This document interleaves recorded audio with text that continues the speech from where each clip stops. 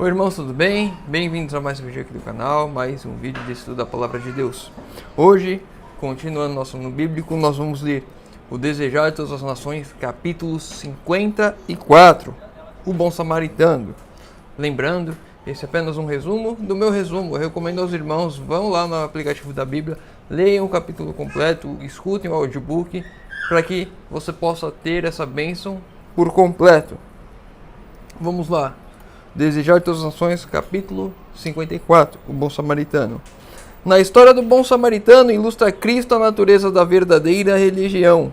Mostra que consiste não em sistemas, credos ou ritos, mas no cumprimento de atos de amor, no proporcionar aos outros o maior bem, na genuína bondade. Então aqui está o resumo da verdadeira religião, o resumo da história do Bom Samaritano. A verdadeira religião se traduz em atos de amor ao próximo.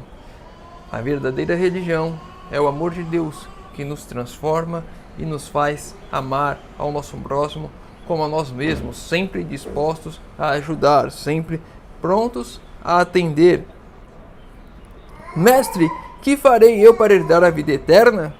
Os sacerdotes e rabis haviam pensado em enredar Jesus com esta pergunta do doutor da lei. O Salvador, porém, não entrou em discussão. Fez com que o próprio doutor respondesse a si mesmo. E aqui, novamente, uma lição que a gente já viu em alguns outros capítulos. Jesus nunca entrava em debate sobre questões teológicas. Jesus nunca tentava debater e enfrentar com as ideias, mesmo tendo a verdade. Ele lançava perguntas para que a pessoa pensasse, refletisse, respondesse e ela chegasse à conclusão. Muitas vezes aí quando vemos uma pessoa que prega algo errado, que vive algo errado, nós tendemos a tentar debater com ela, ensinar ela, mostrar para ela através da razão, e isso não converte pessoas, isso não mostra a verdade a pessoas. Eu e você devemos buscar levar a verdade, buscando fazer com que a pessoa pense por si mesma, fazendo perguntas, questionando-a. Eu e você devemos usar a sabedoria de Cristo para ensinar. Eu e você devemos questionar mais as pessoas, não se entrar em debates, não entrar em discussões.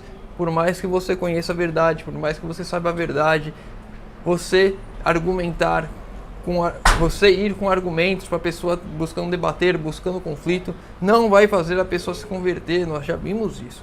Você e eu não iremos converter pessoas com argumentos, com fatos, porque ela já tem a sua ideia enraizada e apenas o Espírito Santo vai convertê-las do erro. Devemos, contudo, buscar fazer com que ela se questione, com que ela busque, e ela buscando, o Espírito Santo tem uma porta para trabalhar na vida dela. Faze isto e viverás, disse Jesus.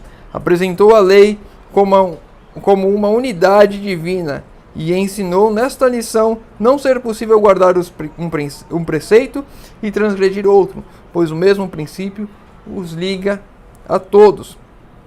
O destino do homem será determinado por sua obediência a toda a lei. Tudo o que o Senhor disser, faremos.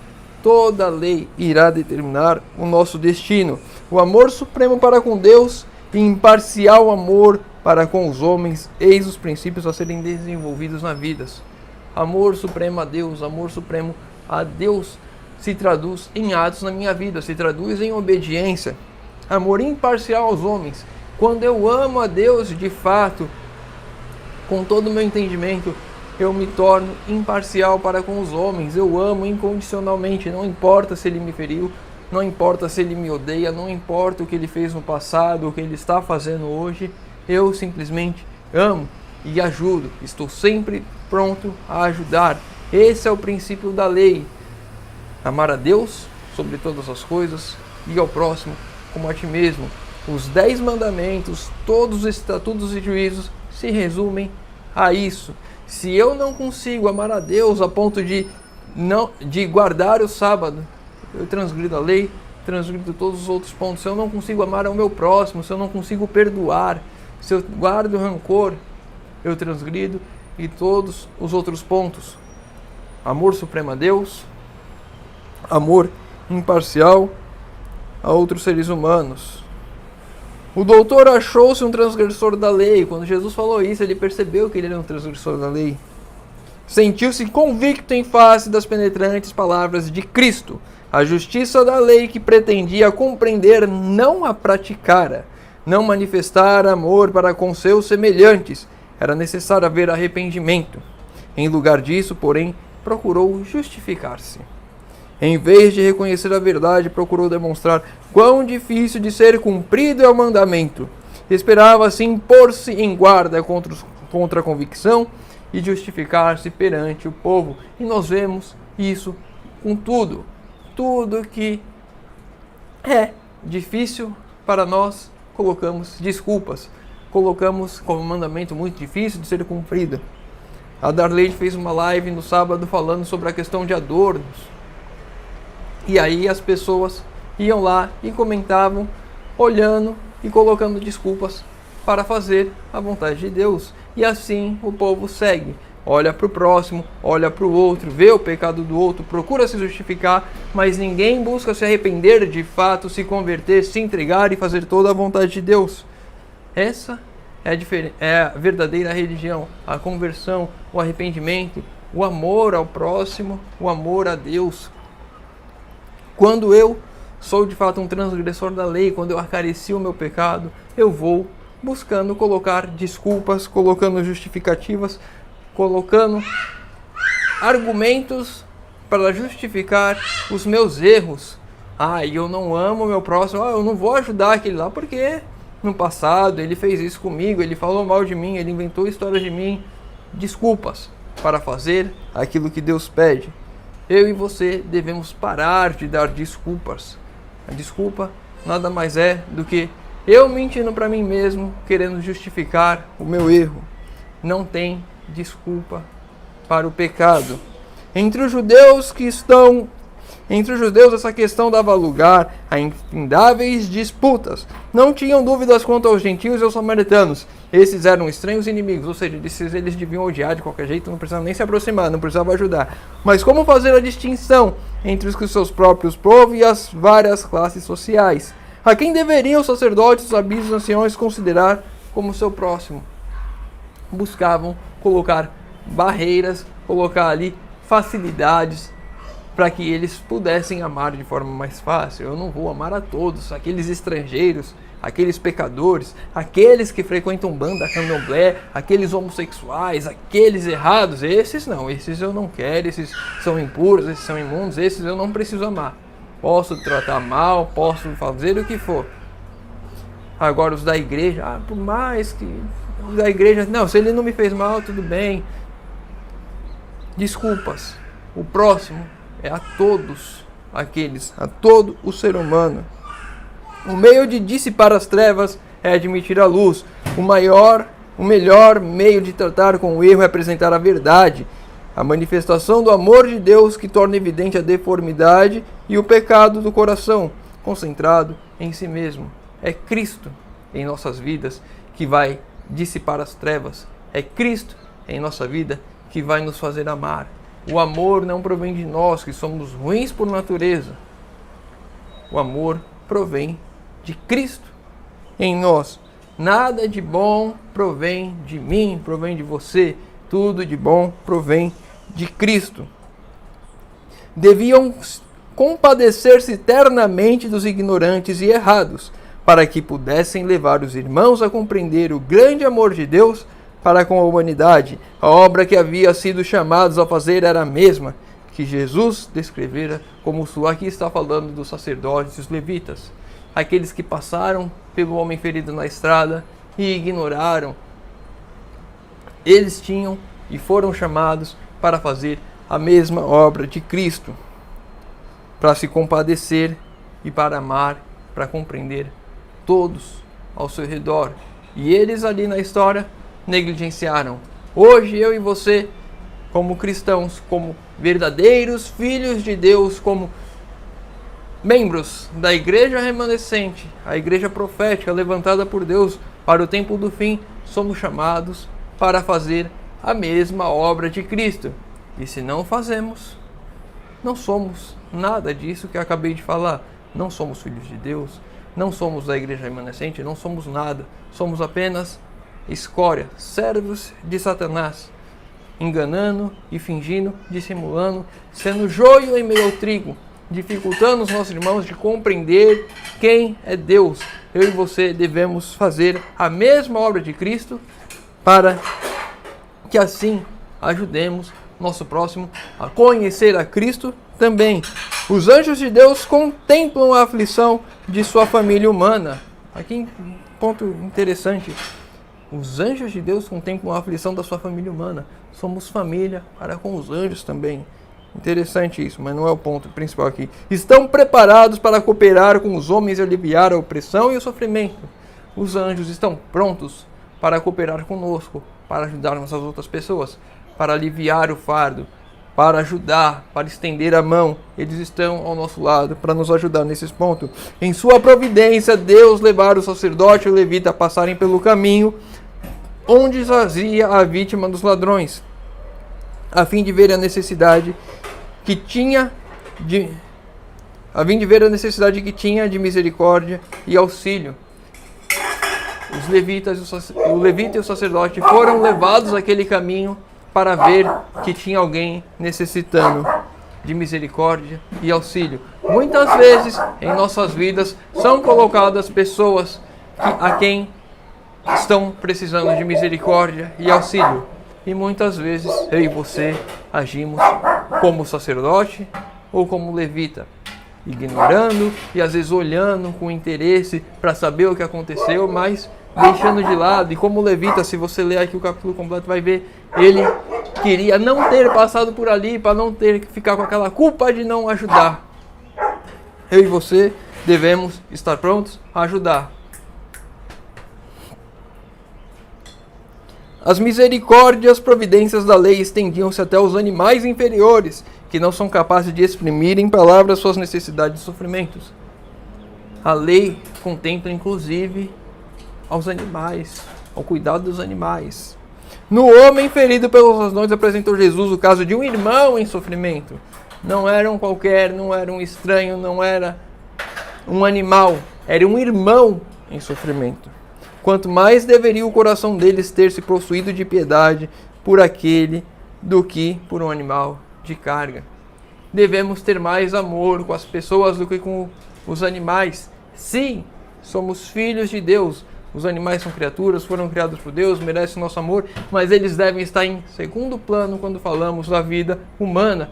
E quando nós vemos pessoas da igreja, pessoas no mundo, hoje até é comum as pessoas falarem: eu amo mais os animais do que o ser humano.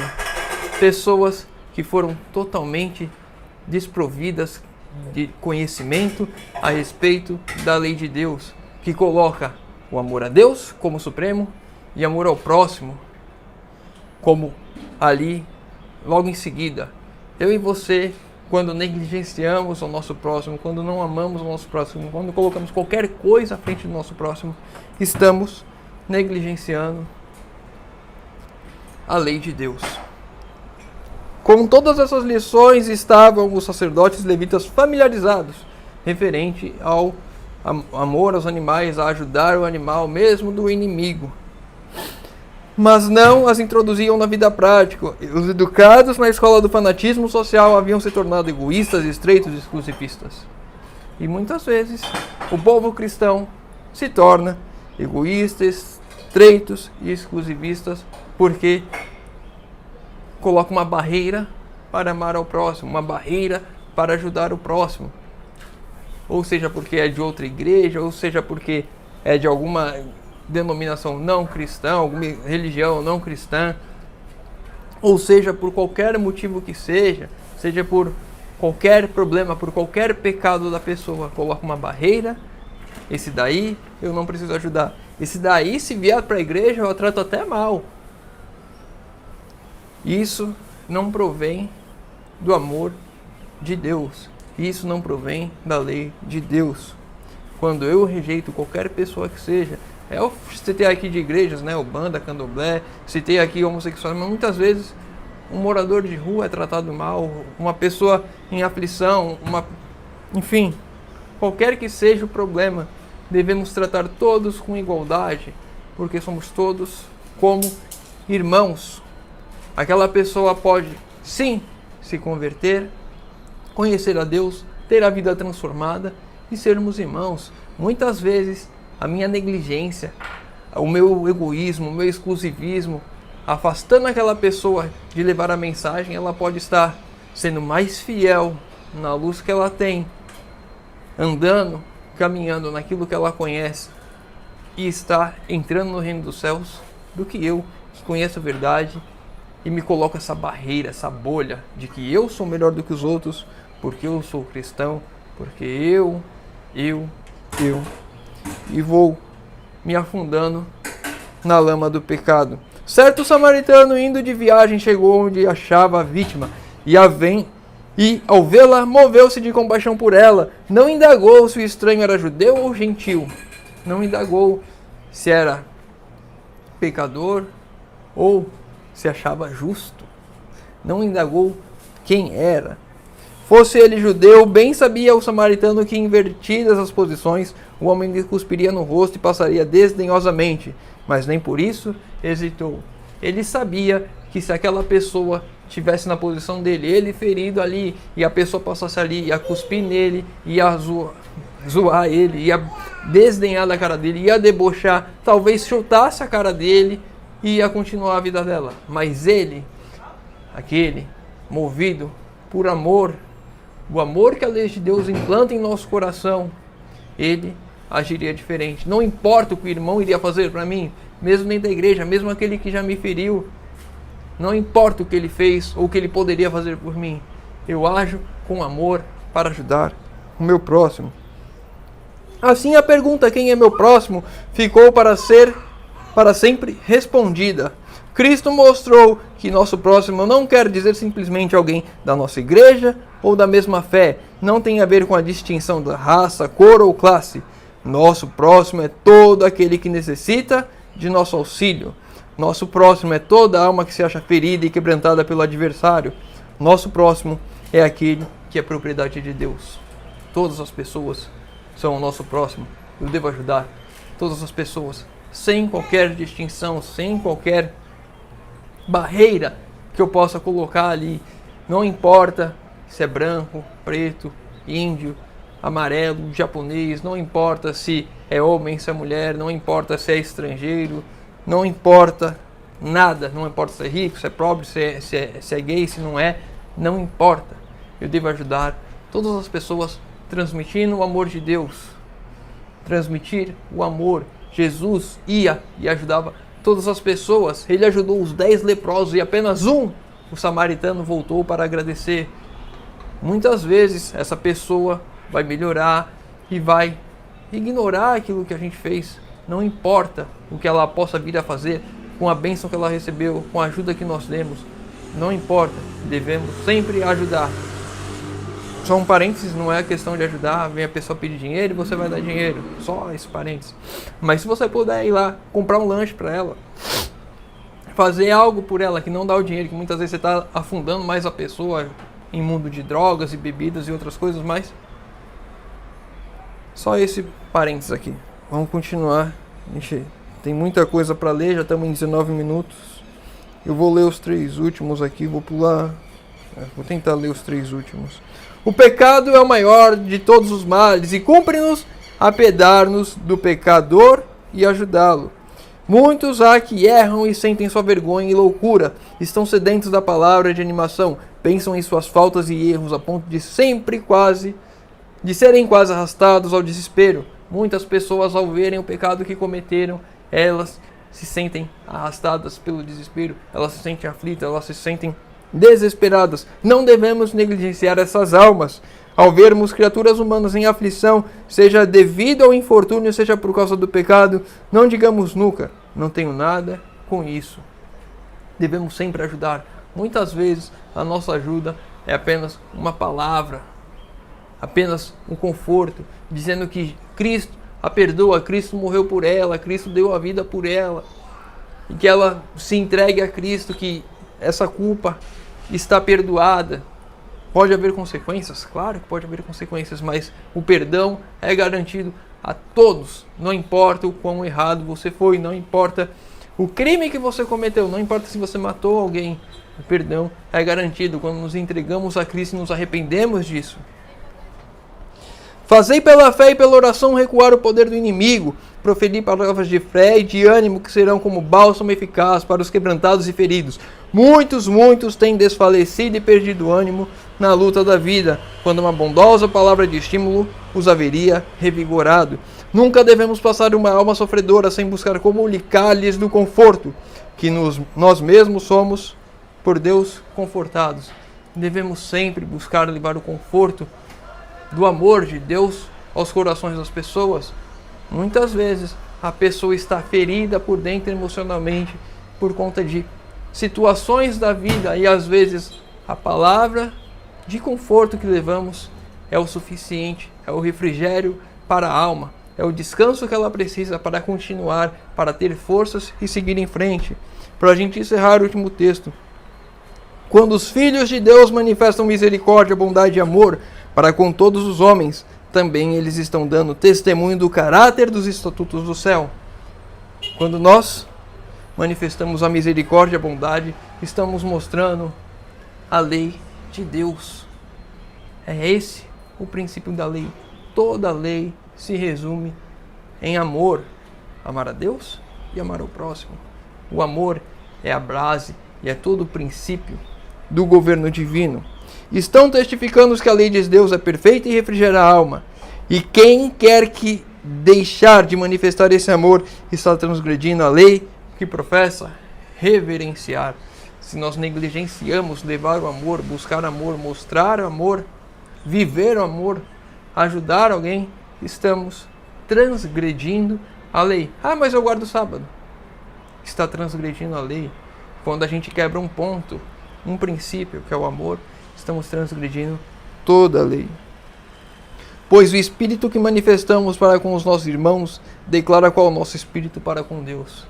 Aquilo que eu mostro para com o meu irmão, como eu ajo com o meu irmão, é exatamente o mesmo espírito que eu ajo com Deus. O amor de Deus no coração é a única fonte de amor para com o nosso semelhante. O amor de Deus nos transforma.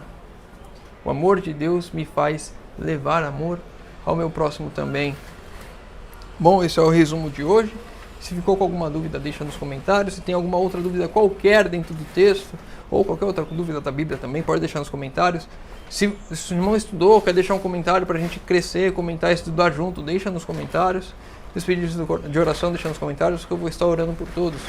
Convido os irmãos que puderem fechar os olhos para falarmos com Deus. Senhor Deus, Pai amado, obrigado, Senhor, porque mais uma vez temos a oportunidade de abrir a Tua Palavra e de estudar. Pai querido, te pedimos que o Senhor, por favor, renova-nos com o Teu amor, possamos colocar em prática o Teu amor, Senhor. Amor a Ti e amor ao próximo. Possamos deixar de sermos exclusivistas e legalistas e colocar uma barreira para com o nosso próximo, Senhor amado. Temos essa dificuldade por causa do nosso egoísmo, das nossas falhas, mas o Senhor pode nos transformar e assim te pedimos, Senhor, transforma-nos. Que o nosso eu diminua, o nosso eu morra e que Cristo viva em nós, Senhor amado. Te pedimos isso em nome de Jesus. Amém. Meu irmão, fica com Deus e que Deus te abençoe.